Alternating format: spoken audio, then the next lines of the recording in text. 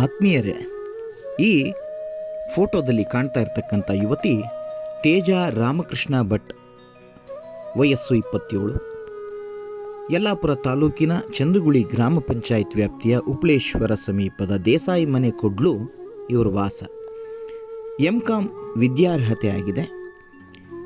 ಹುಬ್ಬಳ್ಳಿಯ ವಿದ್ಯಾನಗರದ PGಯಲ್ಲಿ ವಾಸವಾಗಿದ್ದು ಖಾಸಗಿ ವೃತ್ತಿಯನ್ನು ಸಹ ಮಾಡಿಕೊಂಡು ಆಯುರ್ವೇದ ಕ್ಲಿನಿಕ್ ಒಂದರಲ್ಲಿ ಔಷಧಿ ಸರಬರಾಜು ಮಾಡೋ ಕಂಪನಿಯಲ್ಲಿ ಕೆಲಸವನ್ನು ಸಹ ಮಾಡ್ತಾ ಇದ್ದವಳು 20/12/2023 ಮನೆಯಿಂದ, ಉಪ್ಲೇಶ್ವರದ ಮನೆಯಿಂದ ಹುಬ್ಬಳ್ಳಿ ಹೋಗ್ತೀನಿ ಅಂತೇಳಿ ಹೋದವರು ಕಾಣೆಯಾಗಿರ್ತಾರೆ. ಮೊಬೈಲ್ ಸ್ವಿಚ್ ಆಫ್ ಆಗಿದೆ. ನೆಂಟರಿಷ್ಟರ ಮನೆಗಳಲ್ಲೆಲ್ಲ ಹುಡುಕಾಟ ಆಗಿದೆ. ಎಲ್ಲೆಲ್ಲಿ ಅವರ ಸ್ನೇಹಿತರಿದ್ದಾರೆ ಎಲ್ಲ ಕಡೆಯೂ ಹುಡುಕಾಟ ಮಾಡಲಾಗಿದೆ. ಕೊನೆಗೆ ಯಲ್ಲಾಪುರದ ಪೊಲೀಸ್ ಠಾಣೆಯಲ್ಲಿ ದೂರು ದಾಖಲಿಸಿ ಆ ರೀತಿಯಲ್ಲೂ ಹುಡುಕಾಟ ನಡೀತಾ ಇದೆ. ತೇಜ ರಾಮಕೃಷ್ಣ ಭಟ್ ಕಾಣೆಯಾದ ದಿನದಿಂದ ಅವರ ಹೆತ್ತ ತಾಯಿ ಮಗಳ ಕಾಣೆಯಾಗುವಿಕೆಯಿಂದ ಕೊರಗಿ ಹಾಸಿಗೆ ಹಿಡಿದಿದ್ದಾರೆ. ಕುಟುಂಬಸ್ಥರು ಕಣ್ಣೀರಲ್ಲಿ ಕೈ ತೊಳಿತಿದ್ದಾರೆ.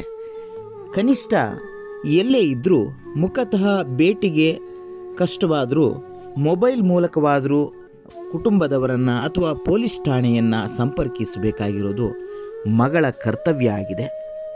ಅಥವಾ ಸಂಕಷ್ಟದ ಪರಿಸ್ಥಿತಿಯಲ್ಲಿದ್ದರೆ ಯಾವುದಾದ್ರೂ ಸಹಾಯ ಬೇಕಾಗಿದ್ದರೂ ಸಹ ಪೊಲೀಸರಿಗೆ ಅವರು ದೂರವಾಣಿ ಕರೆ ಮೂಲಕ ಸಂಪರ್ಕಿಸಬಹುದಾಗಿದೆ.